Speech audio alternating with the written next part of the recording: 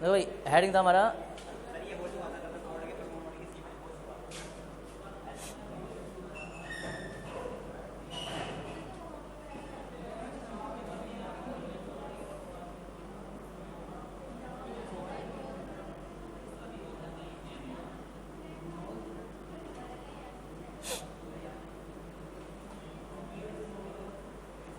Niels Bohr का परमाणु model. पहले तो नील होता है लेकिन अपोस्ट्रोफी एस लगा देते तो नील का हो जाता है, इसलिए तो नील्स बोहर का परमाणु मॉडल कहते हैं।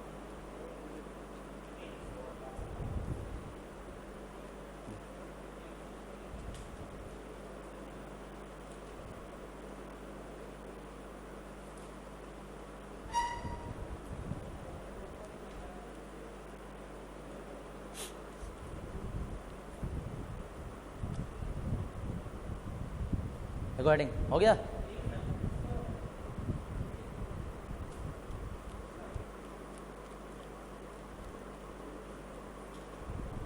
अब देखो जरा,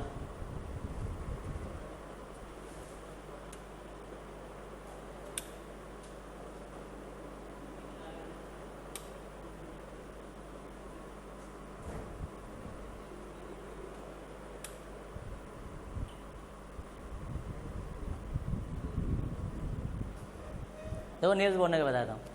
दरअसल रदरफोर्ड के परमाणु मॉडल में संशोधन किया था और संशोधन करके एक नया मॉडल प्रस्तुत किया जिसे नील्स बोहर का परमाणु मॉडल कहते हैं।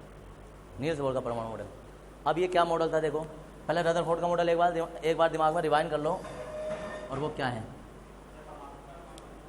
परमाणु हो गया।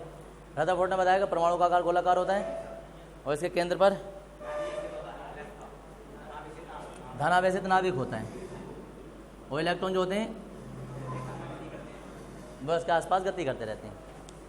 यहाँ तक तो इन्होंने रदरफोर्ड ने बहुत बढ़िया बताया, सही बताया, सब कुछ सही था। एक बताने में इनसे गलती क्या हुई, इन्होंने बता दिया कि इन्होंने एक बात बताई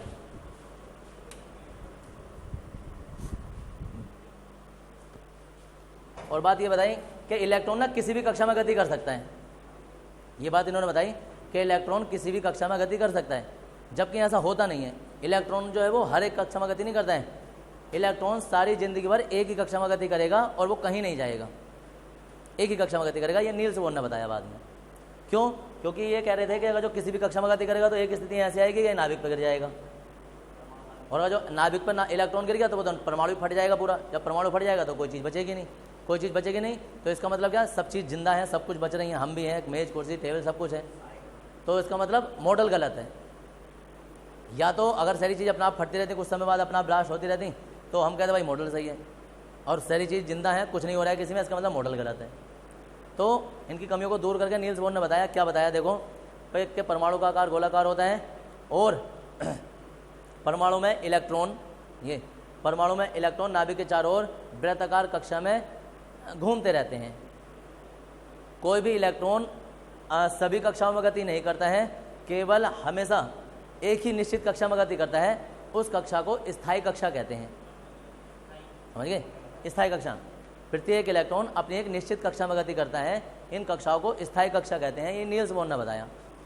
अब कोई कहेगा भाई हमेशा उसी कक्षा में गति करता रहेगा, ऐसा भी नहीं होता है। फिर नील्स बोहर ने एक और बात बताई, क्या कि भाई इसे जब बाहर से ऊर्जा मिल जाती है, बाहर से ऊर्जा मिलने का मतलब हमने इसे गर्म कर दिया, विद्युत धारा प्रवाहित कर दी, या इसे रगड़ दिया हमने ऐसे करके, तो जब इसे बाहर से ऊर्जा प्राप्त हो जाती है तो इलेक्ट्रॉन अपनी कक्षा छोड़कर उच्च कक्षा में चला जाता है, यानी कि यहाँ कक्षा छोड़कर उच्च कक्षा में चला जाएगा मेहमानदारी करने के लिए।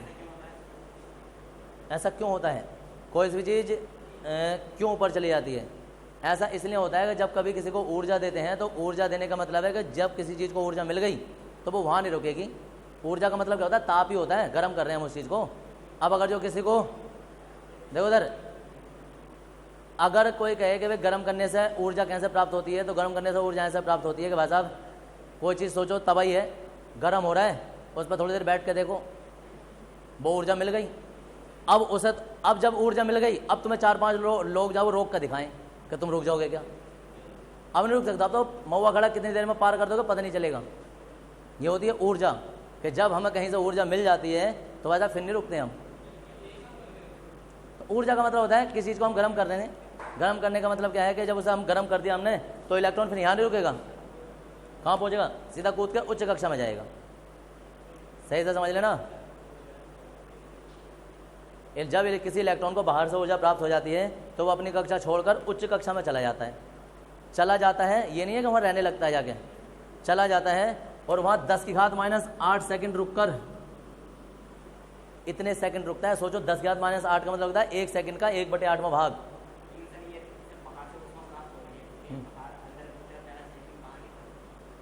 अंदर की तरफ मतलब कहाँ हो जाएगा, हमेशा अपनी आगे वाली कक्षा में जाएगा। ये सब इसकी आगे वाली कक्षा होती है। यहाँ होगा तो यहाँ चला जाएगा, यहाँ होगा तो यहाँ चला जाएगा, यहाँ होगा तो यहाँ चला जाएगा, हमेशा ऊपर वाली कक्षा में जाता है। ये सब इसकी ऊपर वाली कक्षा होती है। ये पहली कक्षा होती है, ये दूसरी कक्षा होती है, ये तीसरी कक्षा होती है, ऐसी चौथी, पाँचवीं, 6, 7 कक्षाएँ होती हैं। तो पहली में होगा तो दूसरी तीसरी में चला जाएगा, मतलब अपने से पहली में होगा तो ये नहीं दूसरी में जाएगा, डायरेक्ट 7वीं में भी जा सकता है। जितनी ज़्यादा ऊर्जा देंगे इतनी उच्च कक्षा में जाएगा। लास्ट वाली में जाएगा तो निकल जाएगा, फिर वो आयन बन जाएगा। अगर हमने इसे ज़्यादा ऊर्जा दे दी तो इलेक्ट्रॉन परमाणु से बाहर निकल जाएगा, परमाणु फिर आयन बन जाएगा। समझ में आए? परमाणु ही आयन होते हैं, कोई नई चीज़ नहीं होती है। अगर हम इलेक्ट्रॉन को थोड़ा सा गर्म करेंगे, मतलब परमाणु को पूरा गर्म करें, इलेक्ट्रॉन थोड़े से ऊपर चला जाएगा। और गर्म करा और ऊपर गया, और गर्म करा और ऊपर गया, लगातार गर्म करते रहे तो क्या होगा, परमाणु से बाहर निकल जाएगा। हाँ जी,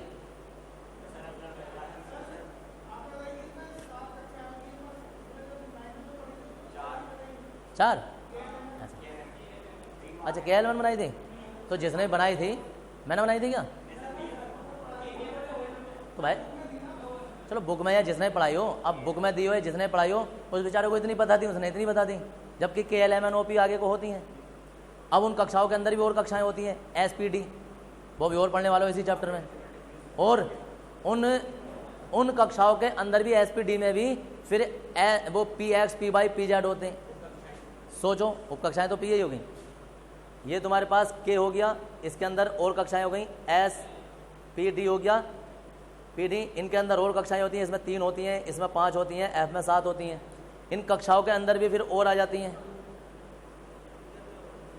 हाँ जी, उसमें इलेक्ट्रॉन सीधा भरा जाता है, इसमें उल्टा भरा जाता है, ऐसा करके। परमाणु है, परमाणु किसी ने देखा नहीं है।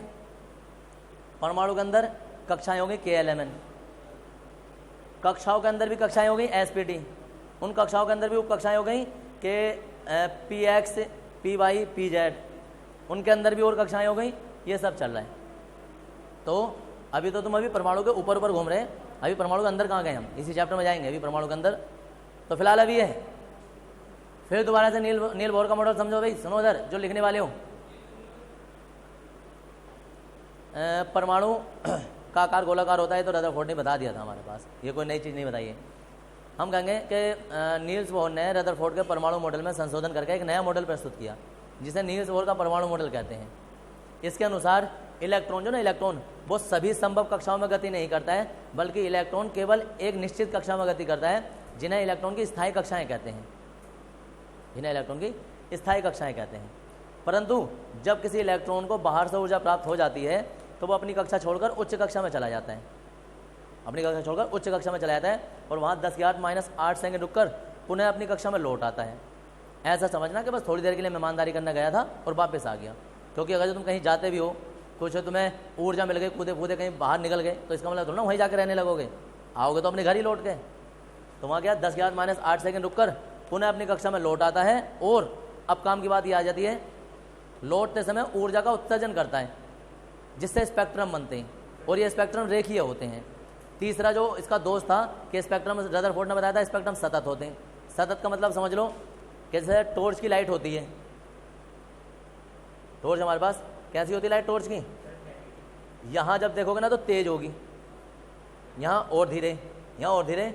अगर बहुत दूर जाके देखोगे तो टॉर्च से जब लाइट डालोगे तो यहाँ की वस्तु दिखाई नहीं देगी तुम्हें, रोशनी भले से जा रही होगी। होता है ऐसा, सबसे पास वाली वस्तु ज़्यादा अच्छी दिखाई देगी, उससे कम और धीरे और धीरे और धीरे, जितनी दूरी तक जाते हैं वो रोशनी धीरे धीरे कम हो जाती। ऐसी रोशनी को कहते हैं सतत रोशनी, कि टूट नहीं रही है, आराम से। पहले क्या होता है, ये धीरे धीरे धीरे धीरे धीरे धीरे घटती जा रही है, ये सतत प्रकाश हो गया। और रेखे प्रकाश का मतलब है जैसा यहाँ ऐसा यहाँ, ऐसे ही चलेंगे, तो वो एकसार होता है, या तो जाएगा ही नहीं, या जब जाएगा तो बराबर जाएगा, तो वो होता है रेखीय। तो इन्होंने यही बताया। अब इन्होंने क्या बताया कि 10⁻⁸ सेकंड रुककर पुनः अपनी कक्षा में लौट आता है, लौटते समय ऊर्जा का उत्सर्जन करता है जिससे स्पेक्ट्रम बनते हैं और स्पेक्ट्रम रेखीय होते हैं। अब कोई कहे ये स्पेक्ट्रम का क्या चक्कर है, स्पेक्ट्रम कैसे बनते हैं, तो मैं तुम्हें एक उदाहरण बताता हूँ रियल लाइफ का जिससे तुम समझोगे कि स्पेक्ट्रम बनते कैसे हैं। किसी ने वो लड़ाकू विमान देखोगे, एक तो नॉर्मल हवाई जहाज होते हैं, हेलीकॉप्टर होते हैं, उन्हें भी छोड़ो, एक होते हैं जेट विमान जो कि हेरा काटते हुए चले जाते हैं, देखा है, लड़ाकू विमान जो होते हैं। तो उनमें देखना तुम कभी कि जब वो विमान हमारा जा रहा होगा तो वो पीछे को धुआं सा निकालता हुआ जाएगा, नहीं देखा, एक लाइन से बनती चली जाती है, होता है। नॉर्मल हेलीकॉप्टर धुआं नहीं निकालते हैं, ये निकालता हुआ जाएगा क्योंकि इनकी स्पीड ही ऐसी होती है भयंकर वाली। तो जब ये पीछे से धुआं निकालते हुए जाते हैं तो ये जो एक तरीके से पूंछी बनती चली जाती है, एक तरीके से स्पेक्ट्रम बनता चला जा रहा है, उनको स्पेक्ट्रम बनता जा रहा है। तो वो बाद में फैल जाएगा, तो हवा फैलाएगी उसे। ये एक तरीके स्पेक्ट्रम ऐसे होता है। ऐसे ये है, गया और जाकर जब ये लौट का आ रहा होगा, इलेक्ट्रॉन गया 10⁻⁸ सेकंड रुका और फिर वापस लौट का आ रहा है। जब लौट का आ रहा होता है तो वही धुआं फेंकता हुआ जाता है, ऊर्जा निकालता हुआ जाता है, जैसे आग चिंगारी सी, जो चिंगारी से निकालता हुआ जाता है तो वो रोशनी के रूप में प्राप्त होती है। हम कहेंगे ये स्पेक्ट्रम बन रहे हैं। समझिए स्पेक्ट्रम क्या होते हैं, ये होते हैं स्पेक्ट्रम। स्पेक्ट्रम का मतलब होता है कि वो चीज़ वहाँ ना हो लेकिन उसकी परछाई हो। कभी कभी तुमने देखा होगा वो ऐसा होता है जैसे कोई रस्सी घुमा रहे होते हैं, रस्सी ऐसा करके फ्रेगनेसी बना रहे होते हैं तो हमें पता नहीं चलता उसका सिरा कहाँ है, रस्सी इधर होगी वो दिखाई इधर दे रही होगी, होता है ऐसा। तो वो ऐसा करके क्यों घुमा देते हैं, या कुछ डंडा वगैरह भी घुमाते हैं। तो पंखड़ी तो चलो हमें पता है यहीं कहीं ना कहीं अटक जाएगी, उसमें होता है कि हमें रस्सी हाथ वो इधर ले आया होगा लेकिन रस्सी फिर भी इधर दिखाई दे रही होगी, फिर अगली बार वो इधर होगा इधर दिखाई दे रही होगी। ऐसा क्या होता है, ये धीरे धीरे स्पेक्ट्रम टाइप से बन जाते हैं कि चीज़ वो वहाँ होगी नहीं लेकिन ऐसा लगेगा कोई चीज़ वहाँ है, ये होते हैं स्पेक्ट्रम। अब ये हमारा पूरा नील्स बोर है। नील्स बोर के मॉडल के भी अपने दोस्त हैं, वो थोड़े बहुत हैं, लेकिन ये मॉडल एक बार को पूरा ठीक ठाक था और अभी भी सही मायनों में यही चल रहा है। सोमरफेल्ड का मॉडल आने वाला है इसके बाद में, वो थोड़ा सा संशोधन किया था उसने भी, बाकी अभी भी थोड़ा नील्स बोर का चल रहा है, थोड़ा सोमरफेल्ड का चल रहा है। परमाणु इसका रदरफोर्ड का मॉडल बस वही समझ लेना जो थोड़ा गोला गोला कार्य बता के चले गए थे, ठीक है जी। तो अब इसमें लिख रहे हैं, इसमें लिखेंगे हाँ, दरअसल नील्स जो होता है ना वो ऐसे है, तो वो ऐसे है तो नील नाम उसका उनका, लेकिन से इसकी वजह से लगा देते हैं नील्स मॉडल, एटॉमिक मॉडल, तो कहते हैं नील्स का परमाणु मॉडल, ऐसा करके बोलते हैं। हाँ बोहर है, हाँ ऐसा होता है बोर, तो इसे बोर भी कह देते हैं। कुछ लोग है को साइलेंट बोल देते हैं, तो नील्स बोर का मॉडल कह देते हैं, सब चलते हैं। अब जिस जो किताब से बेचारे देख कर पढ़ा रहे हैं या जो किताब में पढ़ा रहे हैं या जो टिप टाप का पढ़ा रहे होते हैं, उन्हें बस उतना ही ज्ञान होता है जितना किताब में लिखा होता है, अपने पास का उनके पास कुछ नहीं होता है। अब वो टिप टाप का बेचारा, अब जब उन्हें बोर लिखा हुआ है तो वो सोचते होंगे बेचारा यही बोर है ना यार, यही होगा। अगर किताब में नील्स लिख दिया तो वो कहेंगे अब नील से होता होगा, ऐसा नहीं होता है। जिसका कॉन्सेप्ट पता होता है वो कॉन्सेप्ट ही बताता है। मैं कह रहा हूँ तुम नील लिख दो तो भी सही है, नील्स लिख दो तो भी सही है, टॉमसन लिख दो तो भी सही है, थॉमसन लिख दो तो भी सही है। तो अब किताब में जिसने जो पढ़ा होगा वो बेचारा उस पर भिड़ जाएगा। तुम उससे कहने लगो सर जी तुम्हारा तो गलत है, तो क्या गलत कहते हैं, मैं तो किताब से पढ़ा रहा हूँ, किताब गलत कहते तो किताब गलत कौन कहेगा। लेकिन अगर तुम्हारे तरह सोचोगे बुखार की एक दवाई है, इससे बुखार ठीक हो जाएगा, तो इसका मतलब थोड़ा ना इससे ही हो जाएगा, या दूसरी भी दवाई है उससे भी हो जाएगा। हाँ, ये जैसे कि दो लोग थे, अब दो लोगों ने क्या हुआ, दो आपस में भिड़ गए। अरे यार वो देसी घी कैसा होता है, वो कहते देसी घी भाई साहब ऐसा होता है कि तुम किसी के सर में मारो सर फूट जाएगा, देसी घी ना फूटने का जरा सा भी। वो कह रहा यार कैसे बाबुल वाली बातें कर रहा है, अबे देसी घी तो पानी की तरह होता है यार, उन्होंने खुद देखा। जबकि दोनों सही, एक ने जाड़ों में देख रखा है, एक ने गर्मियों में देख रखा है, लेकिन घी दोनों ने सही देख रखा है, सबने सही देख रखा है। इस बात पर भिड़ गए, राजा के पास बोल गए, डंडे भी चल गए, अपने आप में घोपड़े फाड़ लिए, है ना साहब। किस बात पर झगड़ा हुआ, अना जी इस बात पर झगड़ा हो गया, ये कह रहा है देसी घी ऐसा होता है पतला, है ना, तुम क्या कह रहे हो, है ना, मैं कह रहा हूँ घी ऐसा होता है कि साला उस पर किसी खोपड़े में मारो खोपड़ा फट जाएगा, घी ना फूटेगा। है अब राजा तो समझदार होते ही हैं, कुछ होते हैं लेकिन ठीक ठाक ज़्यादा समझदार ही होते हैं। उन्होंने भाई साहब दोनों के कान पर लगाए, एक एक और, है ना, दोनों ही सही हो, एक ने ऐसे ऐसे देख रखा है, एक ने ऐसे ऐसे देख रखा है। तो वही चीज़ है, जिसने जो देख रखा होता है वो है, तुमने बोर देखा होगा शायद, या कहीं किताबों में देख लेते हैं, या ऐसा नहीं है शायद उसमें कहीं नाम आ जाता है, हाई स्कूल में भी या कहीं भी आ जाता है, तो वो बोर का परमाणु मॉडल भी कह देते हैं, अलग भी कह देते हैं। तो अपने के सही है, किसी से बहस मत करना, आराम से जिसने जो पढ़ रखा ना बेचारे पे उतना ही ज्ञान है, उससे ही भिड़ना। ऐसा नहीं है कभी तुम कहोगे हमारे सर ने तो बोहर लिखवाया था, तेरा बोर कैसे, तो बेचारा बोर पे खुश होगा, लेकिन तुम्हें समझदारी है, तुम कहोगे बोहर भी सही है, बोर भी सही है, भाई स्पेलिंग ये होती है ना ना, ऐसे है पैक कौन है, पुलन लगा रहा है, लिखेंगे नील्स बोहर ने, नील बोहर लिख दो चाहो तो, अब नील बोहर ने रदरफोर्ड के, नील बोहर ने रदरफोर्ड के परमाणु मॉडल में, रदरफोर्ड के परमाणु मॉडल में संशोधन करके, परमाणु मॉडल में संशोधन करके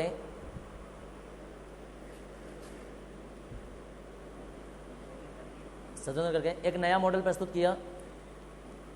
नील बोहर के परमाणु मॉडल में संशोधन करके एक नया मॉडल प्रस्तुत किया,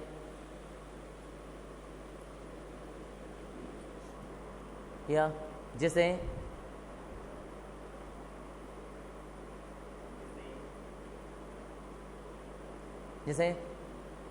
नील्स बोहर का परमाणु मॉडल कहते हैं, जिसे नील्स बोहर का परमाणु मॉडल कहते हैं।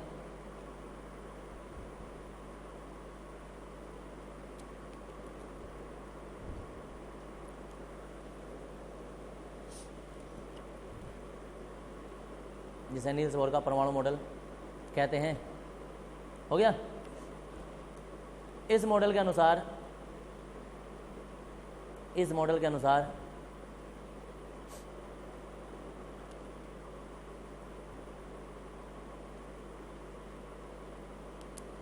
परमाणु के भीतर इलेक्ट्रॉन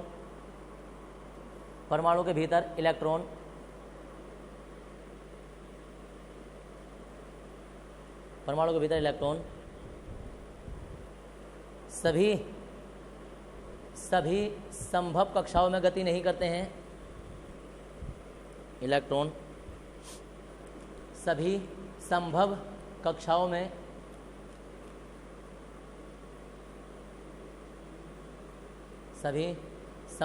में गति नहीं करते हैं। हाँ, सभी संभव कक्षाओं में गति नहीं करते हैं, बल्कि एक निश्चित कक्षा में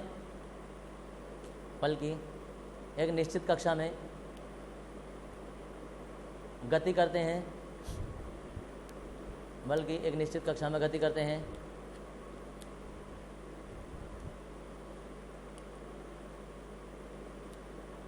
निश्चित कक्षा में गति करते हैं। इन कक्षाओं को स्थायी कक्षाएं कहते हैं। देखो स्थायी ऐसे लिखा जाएगा, इन कक्षाओं को स्थायी कक्षाएं कहते हैं।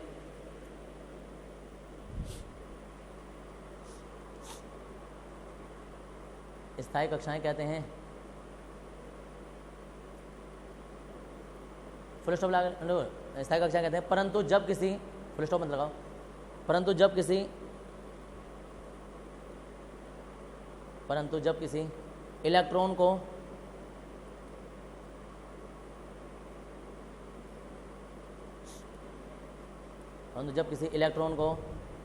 बाहर से ऊर्जा प्राप्त होती है,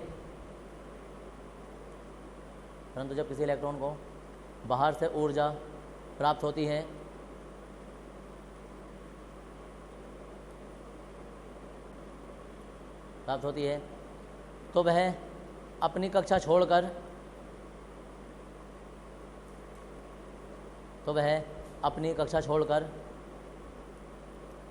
उच्च कक्षा में चला जाता है। तो वह अपनी कक्षा छोड़कर उच्च कक्षा में चला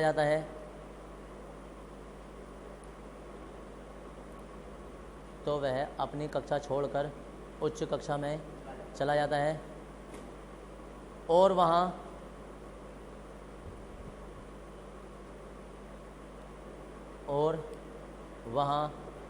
10 की घात -8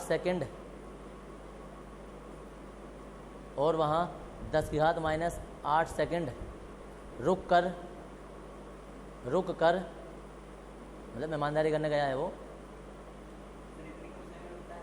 हाँ, जो इज्जतदार लोग होते हैं, समझदार, वो कम ही रुकते हैं। तो लिखेंगे 10,-8 सेकंड रुक कर पुनः अपनी कक्षा में, पुनः अपनी कक्षा में लौट आता है, पुनः अपनी कक्षा में लौट आता है, लौट आता है, लौटते समय, लौट आता है, कोमल आगे लिख दो, लौटते समय ऊर्जा का उत्सर्जन करते हैं, लौटते समय ऊर्जा का उत्सर्जन करता है, लौटते समय ऊर्जा का उत्सर्जन करता है,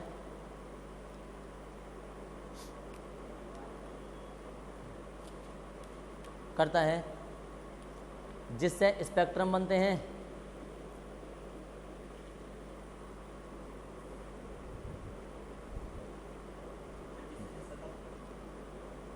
जिससे स्पेक्ट्रम बनते हैं। यह स्पेक्ट्रम रेखीय होते हैं,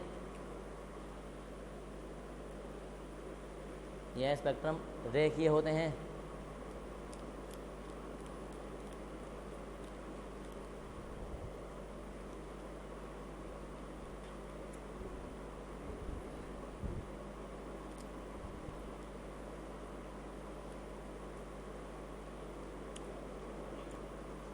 होते हैं।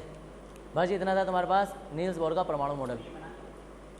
ना इसके बना क्या करो, जितने बनाना है।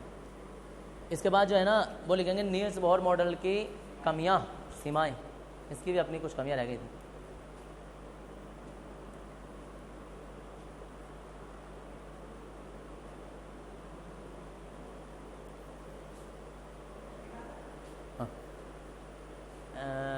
नील्स बोर मॉडल की कमियां,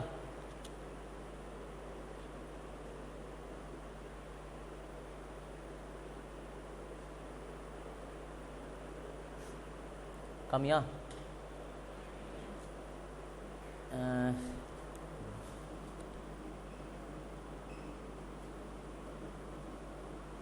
उसमें लिखेंगे यह निम्नलिखित हैं, यह निम्नलिखित हैं, यह निम्नलिखित हैं। क्या हो गया?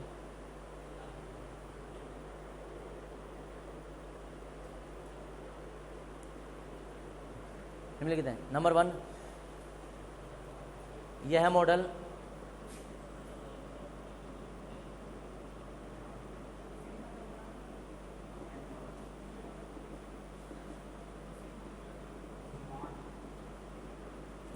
जीमान प्रभाव की व्याख्या नहीं कर सका।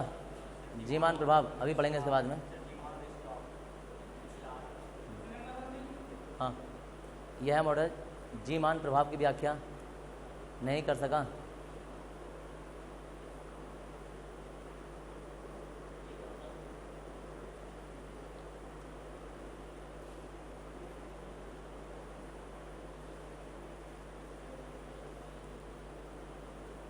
नहीं कर सका। सेकंड लिखेंगे यह मॉडल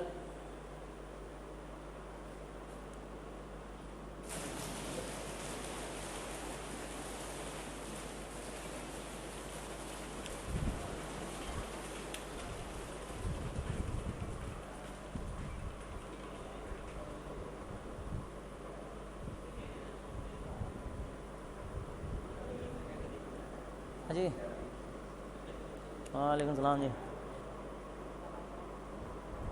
बिल्कुल, क्यों नहीं।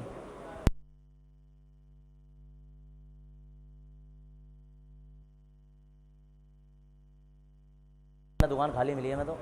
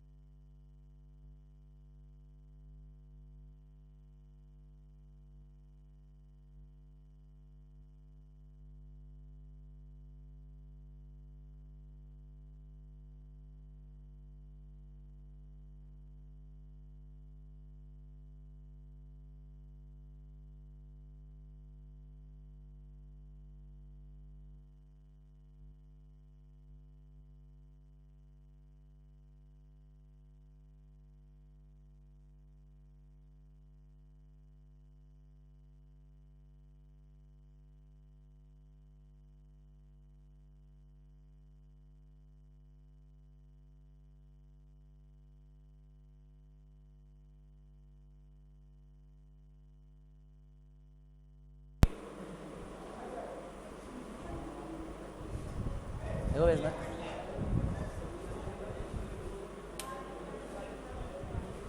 इस लेंगे नंबर सेकंड, यह है नियम स्टार्क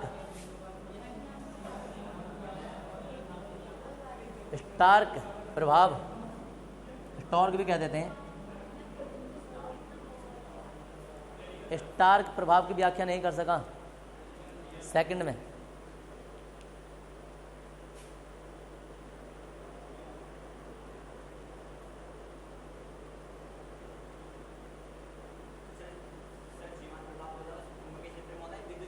चुंबक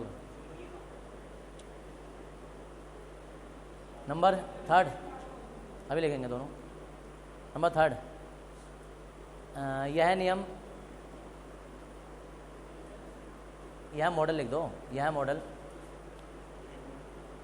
ठीक है मॉडल लिख दो तुम।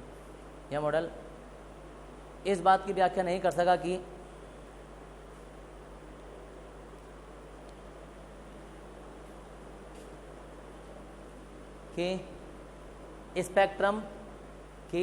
स्पेक्ट्रम अनेक, क्या नहीं कर सका कि स्पेक्ट्रम अनेक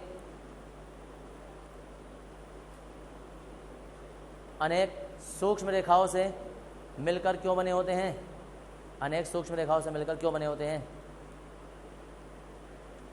अनेक सूक्ष्म रेखाओं से मिलकर क्यों बने होते हैं।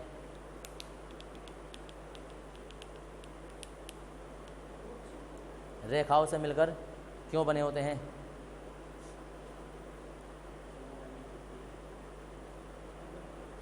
हो गया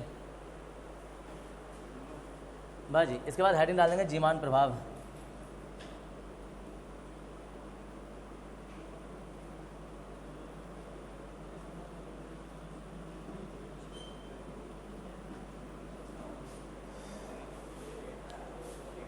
देखो इधर अभी हम बोलें कि स्पेक्ट्रम जो था वो रेखा के रूप में होता है, रेखा के, लेकिन जैसे ही इस स्पेक्ट्रम पर चुंबकीय क्षेत्र आरोपित करते हैं ना तो ये रेखाएं अनेक रेखाओं में टूट जाती हैं, अनेक रेखाओं में विभक्त हो जाती हैं। यह घटना जीमान प्रभाव कहलाती है। तो लिख देंगे जब किसी स्पेक्ट्रम को जीमान प्रभाव में लिख रहे हैं, अलग से कमियां नहीं है, हाँ हेडिंग डाल के जीमान प्रभाव 1 नंबर में परिभाषा आती है वो लिख रहे हैं।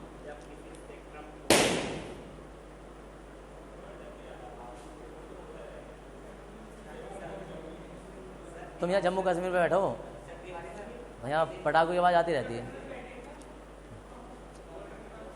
तो लेकिन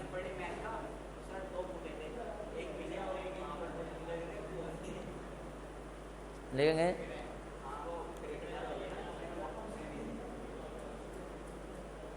लिखो भाई, जब किसी स्पेक्ट्रम को चुंबकीय क्षेत्र में, जब किसी स्पेक्ट्रम को चुंबकीय क्षेत्र में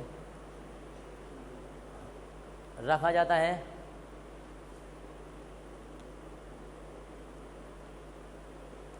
तो वह अनेक सूक्ष्म रेखाओं में, विभक्त हो जाता है, तो वह अनेक सूक्ष्म रेखाओं में विभक्त हो जाता है।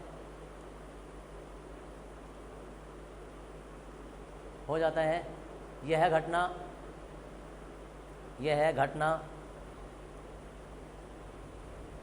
जीमान प्रभाव कहलाती है।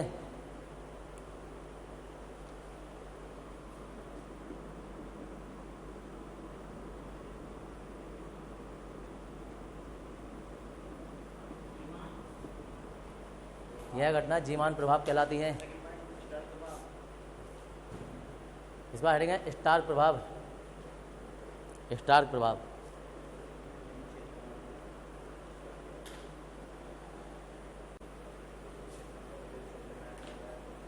स्टार्क प्रभाव ना जीमान प्रभाव की तरह सेम ऊपर की लाइन लिख दो, बस चुंबक की जगह ना विद्युत क्षेत्र कर देना। हाँ स्टार्क प्रभाव सेम परिभाषा लिख दो, चुंबक के क्षेत्र की जगह विद्युत क्षेत्र कर देना, सेम उतार दो ऊपर से। क्या परिभाषा बन जाती है कि जब किसी स्पेक्ट्रम को विद्युत क्षेत्र में रखा जाता है या विद्युत क्षेत्र आरोपित किया जाता है तो वह अनेक सूक्ष्म रेखाओं में विभक्त हो जाता है। यह घटना स्टार्क प्रभाव कहलाती है। स्टार्क प्रभाव में स्टार प्रभाव में जीमान प्रभाव की तरह परिभाषा लिख दो, बस चुंबक की जगह विद्युत कर देना।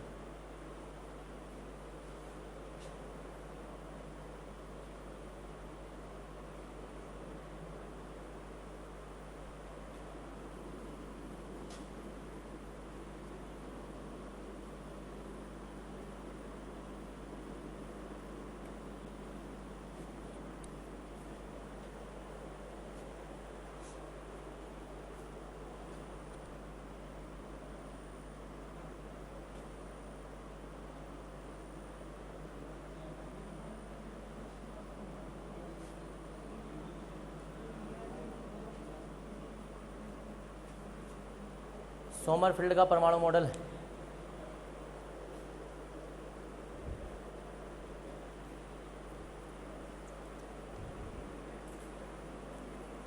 सोमरफेल्ड का परमाणु मॉडल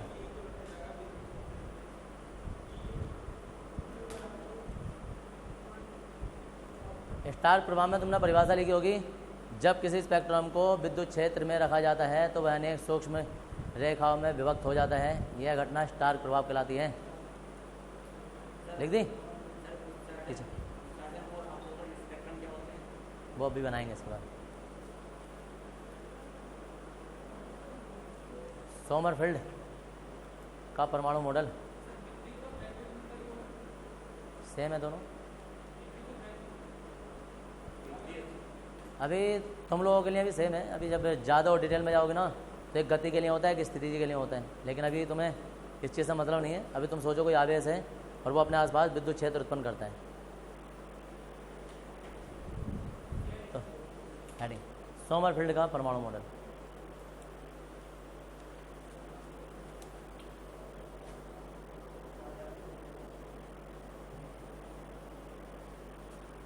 देखो भाई क्या है सोमरफेल्ड का परमाणु मॉडल। अभी अभी नील्स बोर ने बताया था कि इलेक्ट्रॉन जो है वो वृत्ताकार कक्षा में गति करते हैं परमाणु के भीतर। ये नाभिक होगा और इलेक्ट्रॉन जो होंगे इसके चारों ओर ऐसे वृत्ताकार कक्षा में गति करेंगे। अब सोमरफेल्ड आए और सोमरफेल्ड ने बताया कि भाई जो ये नील बोर बता रहे हैं कि सारे के सारे इलेक्ट्रॉन जो हैं वो वृत्ताकार कक्षा में गति करते हैं, ऐसा हमेशा नहीं होता है। कुछ एक दो इलेक्ट्रॉन ऐसे होते हैं जो कि वृत्ताकार कक्षा के बजाय दीर्घ वृत्ताकार कक्षा में भी गति करते हैं।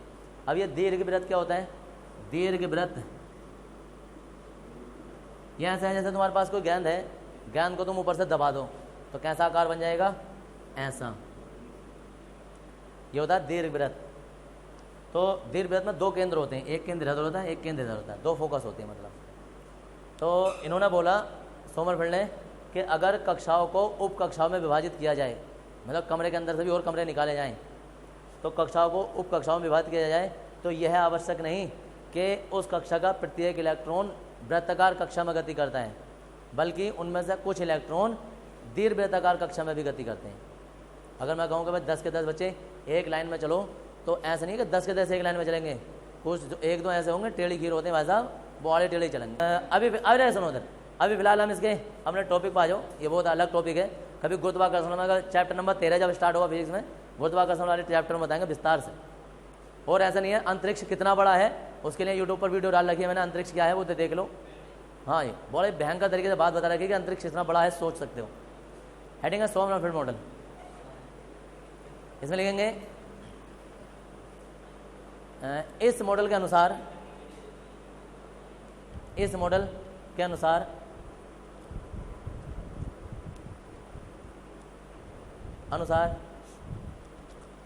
परमाणु के भीतर, इस मॉडल के अनुसार परमाणु के भीतर मुख्य कक्षा को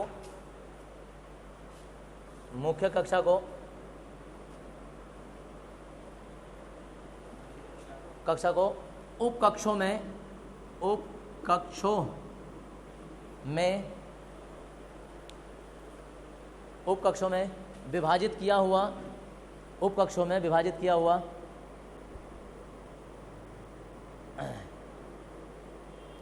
हुआ माना जाए, उप कक्षों में विभाजित किया हुआ माना जाए, तो यह आवश्यक नहीं कि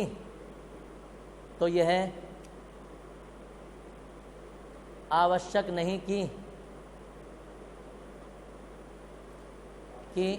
हाँ, यह आवश्यक नहीं कि कक्षा के सभी इलेक्ट्रॉन, यह आवश्यक नहीं है कि कक्षा के सभी इलेक्ट्रॉन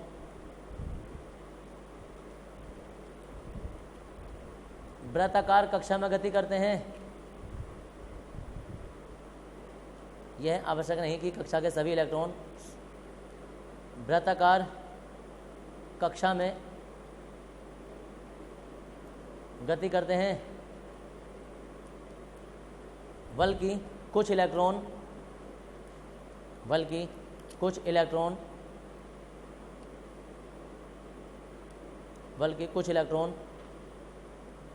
दीर्घ वृत्ताकार कक्षा में भी बल्कि कुछ इलेक्ट्रॉन दीर्घ, ऐसा लिखा जाएगा, दीर्घ वृत्ताकार कक्षा में भी गति करते हैं।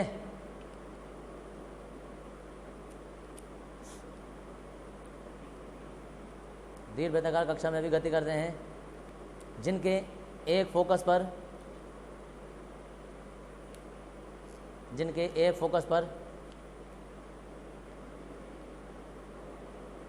पर नाभिक होता है। इनके एक फोकस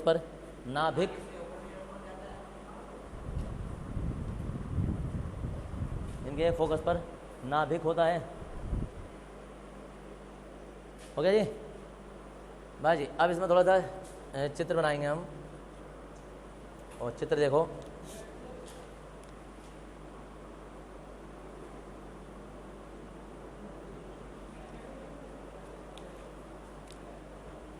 कोई बात नहीं, थोड़ा टेढ़ा है क्या?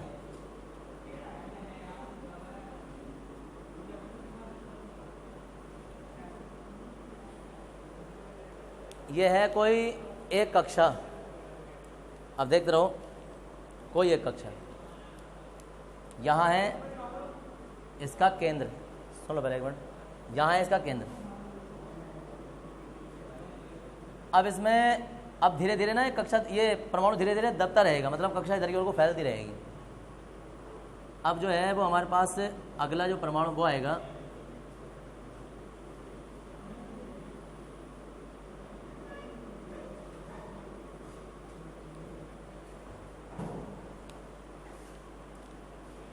इसके बाद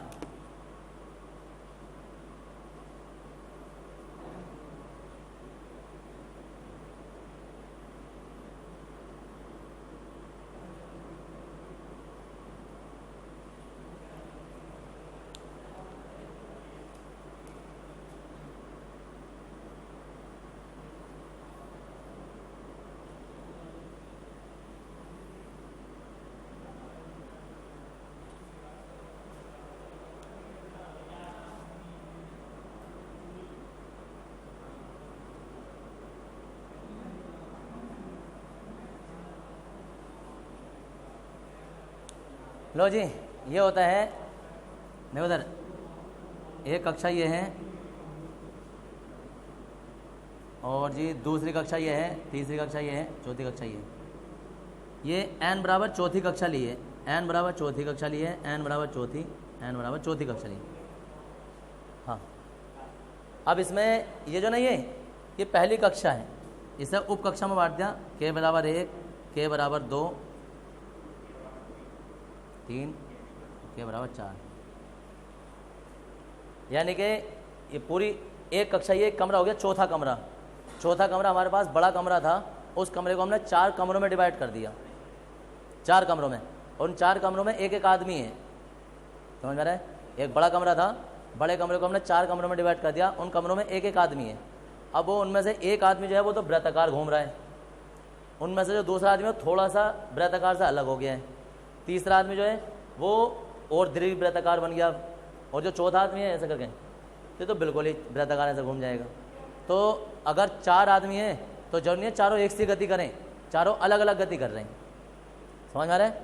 तो कोई एक जो है वो करें ना, इसके सोमरफेल्ड के अनुसार कि किसी भी कक्षा को जब उप कक्षा में डिवाइड किया जाता है, ये तो कक्षा थी, ये के वाली जो उप कक्षा है, तो उप कक्षा में जब विभाजित किया जाता है या विभाजित किया हुआ माना जाता है तो ये आवश्यक नहीं कि कक्षा का प्रत्येक इलेक्ट्रॉन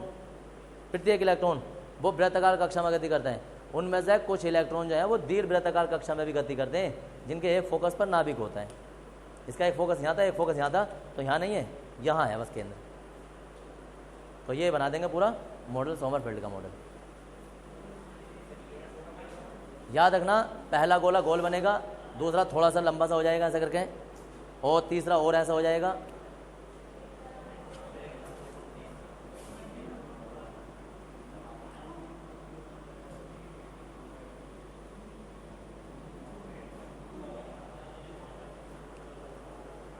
तो जी गोला नहीं बनाना है, थोड़ा सा लंबा सा बनाते चलना है।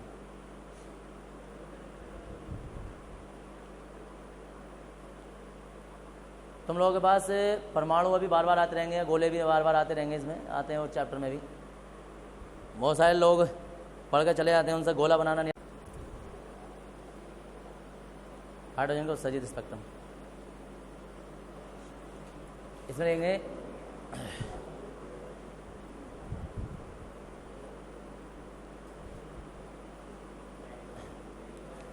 जब किसी परमाणु को, नील्स बोहर की बात लिख रहे हैं हम इसमें, जब किसी परमाणु को बाहर से ऊर्जा प्राप्त हो जाती है, जब किसी परमाणु को बाहर से ऊर्जा प्राप्त हो जाती है, ऊर्जा प्राप्त हो जाती है, तो वह अपनी कक्षा छोड़कर उच्च कक्षा में चला जाता है। तो वह अपनी कक्षा छोड़कर उच्च कक्षा में चला जाता है। उच्च कक्षा में चला जाता है।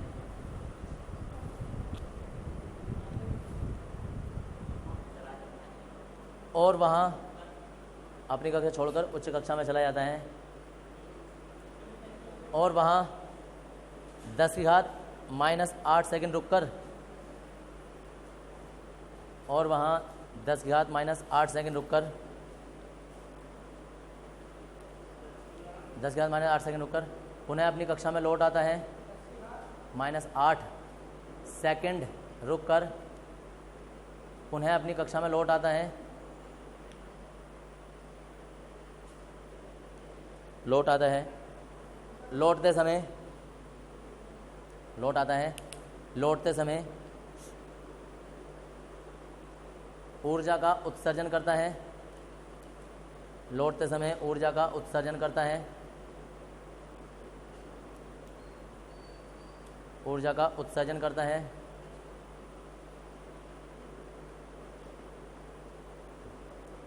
जिससे स्पेक्ट्रम बनते हैं। लौटते समय ऊर्जा का उत्सर्जन करता है, निकालता है, जिससे स्पेक्ट्रम बनते हैं। इन स्पेक्ट्रमों को उत्सर्जित स्पेक्ट्रम कहते हैं, जो हेडिंग है, उत्सर्जन करता है। इन स्पेक्ट्रमों को उत्सर्जित स्पेक्ट्रम कहते हैं।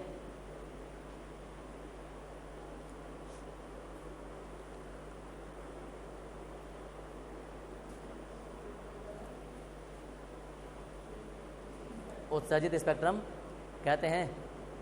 हो गया, फुल स्टॉप लगा लेंगे। यह स्पेक्ट्रम विभिन्न क्षेत्रों में पड़ते हैं। अब चित्र बनेगा तुम्हारा। यह स्पेक्ट्रम विभिन्न क्षेत्रों में पड़ते हैं।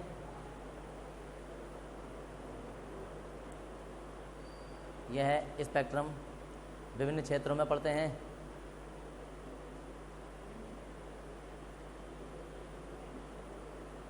विभिन्न क्षेत्रों में पड़ते हैं। और अब इसमें चित्र बनेगा और वो चित्र तुम्हारा भी कल बनाएंगे और फिजिक्स निकाल लेंगे इसके बाद। विभिन्न क्षेत्रों में पढ़ते हैं।